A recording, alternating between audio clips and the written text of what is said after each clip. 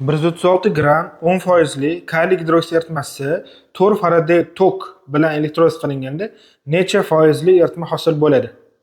Berilishini yoza olamiz.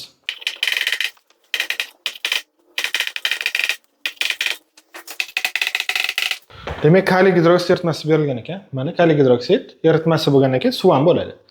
Eritma tarkibida ergan modda va suv bo'ladi. Kaliy gidroksid eritmasi elektroliz bo'layotgan ekan. Elektrolizda bu yerda kaliy gidroksid emas, suv elektroliz bo'ladi. Suv elektroliz bo'lganda katodda vodorod, anodda kislorod gazlari chiqib, eritmadan chiqib ketib qoladi. Va endi demak elektrolizda suv parchalanar ekan. Suv parchalanganda, o'sha reaksiyaga kirishganda eritma tarkibidagi odatda hamma suv emas, bir qismi reaksiyaga kirishadi yoki parchalanadi, qolgani qolib ketadi. Ko'pincha masalada shunaqa. Bu masalada ham shunaqa. Demak, bir qismi elektroliz bo'lib parchalanib ketyapti, qolgan suv qolib ketyapti. Qayerdan bildik? Sababi reaksiyaga kirishmayotgan kaliy gidroksid reaksiya natijasida kaliy gidroksid chiqadi, chunki u reaksiyada qatnashmayapti. Agar suv qolib ketsa, qolib ketgan suv ham reaksiyada qatnashmay suvligicha hosil bo'ladi va reaksiya natijasida kaliy gidroksid eritmasi bo'ladi. Masalada ham aytgan, reaksiya natijasida hosil bo'lgan kaliy gidroksid eritmasi dot. Agar suvni hammasi reaksiyaga kirishsa, reaksiya natijasida suv hosil qolmaydi. Umuman suv bo'lmaydi va kaliy gidroksid o'zi qolib ketadi. Masalada reaksiya natijasida hosil bo'lgan eritma degan bo'lsa, demak eritma degan ekan suv ham bo'ladi.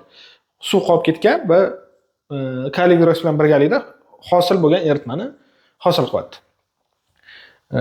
Demak, aniqlashtirib oldik, suvni bir qismi elektroliz bo'lgan ekan. Boshlang'ich eritma 136 gram ekan. Kaliy gidroksid 10% ekan. Foiz konsentratsiya 10% deyilgan.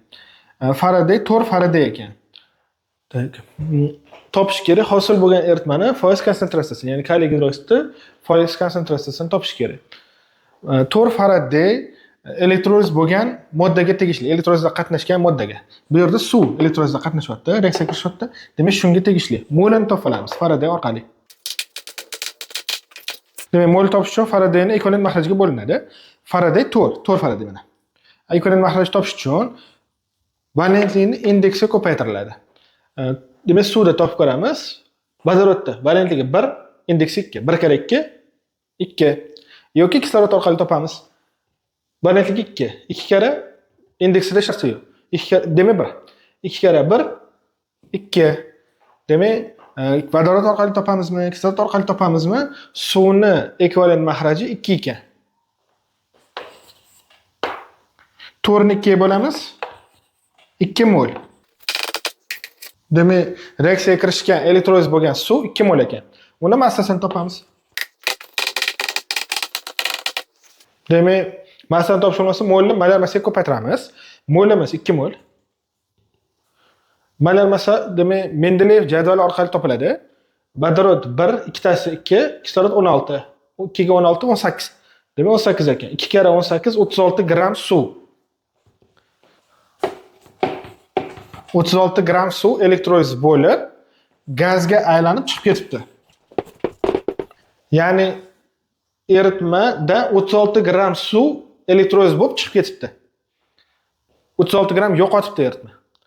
136 gram edi, 36 gram yo'qotdi. Necha gram eritma hosil bo'ladi? Topamiz. Demak, eritma 136 gram edi, 36 gram yo'qotdi. 136 dan 36 ni ayiramiz, 100 gram eritma hosil bo'ldi. Hosil bo'lgan eritma 100 gram ekan. Endi foiz konsentratsiyani toping degan. Foiz konsentratsiyani topish uchun erigan moddani massasi kerak. Shu orqali topiladi. Aynan kaliy gidroksid demak. Boshlang'ich eritma 136 gram edi. 136 gram hammasi boshlang'ich eritma, ya'ni 100%. 136 gram 100%, eritma 100% bo'ladi. 10% bu kaliy gidroksid erigan modda. 10% ni topishimiz kerak. 136 gram 100% bo'lsa 10% topish kerak. Proporsiya orqali topiladi. 136 ni 10 ga ko'paytirib 100 ga bo'lamiz. 136 ni demak 10 ko'paytirib 100 ga bo'lamiz. 0 bilan 0 qisqaradi. 136 ni 10 ga bo'lsa 13.6 gram kaliy gidroksid ekan. Massasi topildi. Shu kaliy gidroksid reaksiyada qatnashmayapti. Demak, o'zgarmasdan kaliy gidroksidga chiqyapti. 13.6 gram. Shu kaliy gidroksid ham 13.6 gram. Chunki o'zgarmayapti. Hosil bo'lgan eritma 100 gram. 100 gram 100% da.